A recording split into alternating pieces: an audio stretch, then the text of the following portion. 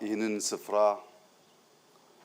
ዛሬ ስመለከት የሚታሰበኝ ነገር በኢትዮጵያ አባባል አባይን ያላየ ምንጭ እንደሚባለው ነው። እኔና የኔ ቢጤዎች የሆን ነው። ይህንን መልክዓ ምድር፣ ይህንን ውበት፣ ይህንን የቦታ አቀማመጥ፣ የተፈጥሮ ጸጋ ሳላይ የማየት እድል ሳይኖረኝ ሌሎች ሀገራት ከዚህ በጣም ያነሰ ነገር በማይበት ሰዓት ኢትዮጵያ ተስፋ የሌላት የማትደርስ፣ ሌሎች የሚያምሩ እኛ ግን ውበት የሌለን፣ ሌሎች የሚችሉ እኛ ግን የማንችል አድርጌ ያሰብኩባቸው ጊዜያት ቀላል አልነበሩም። ብዙ ሰው ሀገሩን ጠንቅቆ ሳያቅ በሀገሩ ያለን ውበት፣ በሀገሩ ያለን ጸጋ በአንክሮ ማስተዋል ሳይችል ወጣ ሲል የሰው አብዝቶ ያደንቃል። ነገር ግን ካለምንም ማጋነን ማንም ኢትዮጵያዊ ይህንን ስፍራ ይህንን ከባቢ መጥቶ ማየት ቢችል እንደው በዓለም ብቸኛው የሚል የተጋነነ ስያሜ እንኳ ባይሰጠው ከዓለም ልዩና ምርጥ ቦታዎች አንዱ ለመባል ግን በቂ መሆኑን ሁላችሁም እንደምታምኑ ተስፋ አደርጋለሁ። ኢትዮጵያውያን በተቻለ መጠን አማን ሚዛን እየመጡ የደንቢ ሎጅን ማየት እንዲችሉና የኢትዮጵያን የውበት ልክ የጸጋ ልክ ማስተዋል እንዲችሉ እጋብዛለሁኝ። ወደዚህ ስፍራ መምጣት እንደከዚህ ቀደሙ አስቸጋሪ አይደለም። ኤርፖርት አለን። ከኤርፖርት እስከ ሎጁ ያለው ርቀት 5-10 ደቂቃ ቢወስድ ነው። ማንም ሰው ከየትም ቦታ በአውሮፕላን ተሳፍሮ መጥቶ በሎጁ በሚሰጠው ሰርቪስ በ5 እና 10 ደቂቃ እዚህ ቦታ መጥቶ 1 ቀን 2 ቀን ከቤተሰቡ ጋር ቢያሳልፍ ዘመኑን ሙሉ የተመኘውን ገነት በጨረፍታ የሚያይበት ቦታ ይሆናል ማለት ነው።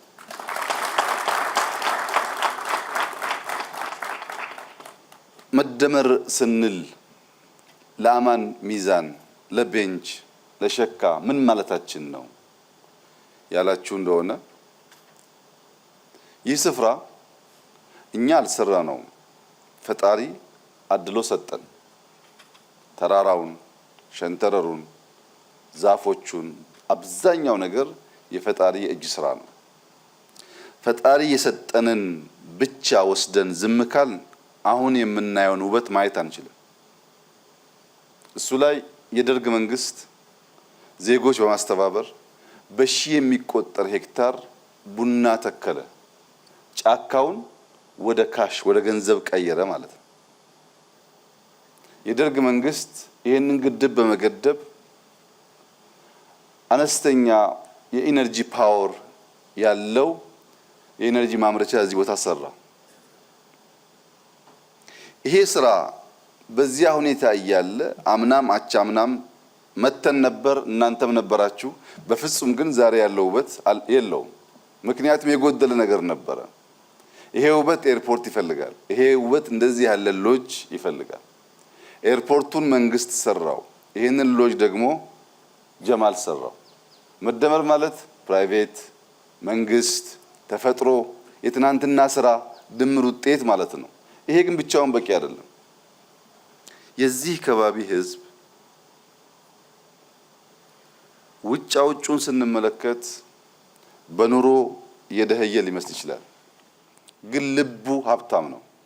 ህዝቡም ልቡ ሀብታም፣ አርቆ አስተዋይ፣ የተፈጥሮ ጸጋ የገባው፣ ተፈጥሮ መጠበቅ የሱ ኃላፊነት እንደሆነ ያመነ በመሆኑ የነዚህ ሁሉ ተግባር ሲሰናሰልና ሲደመር ዛሬ እንዲህ ያለውን ድንቅ ነገር በሀገራችን ለማየት በቃን።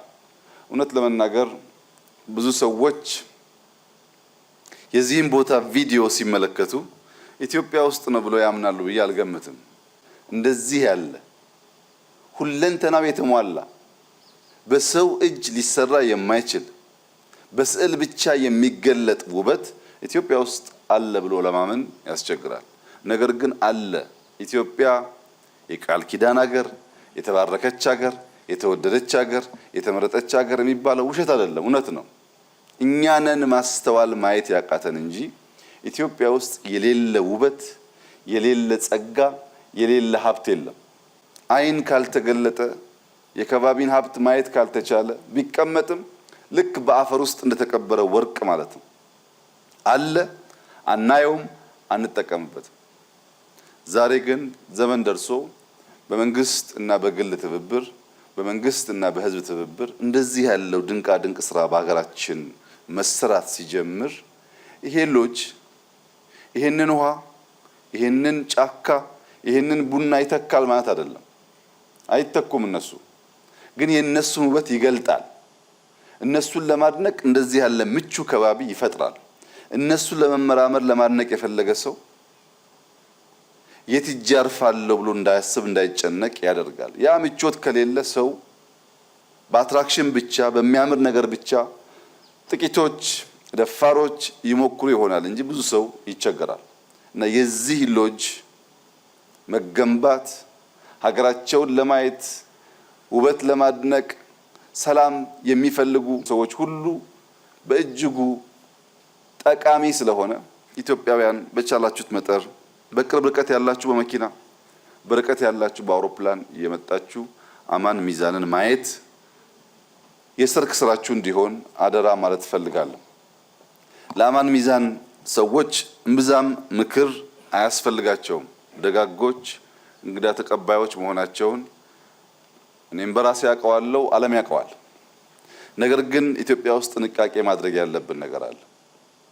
ጥንቃቄ ማድረግ ያለብን ነገር ከሌላ አካባቢ ሰዎች እኛን ለማየት ሲመጡ ሁለት ዓላማ አላቸው።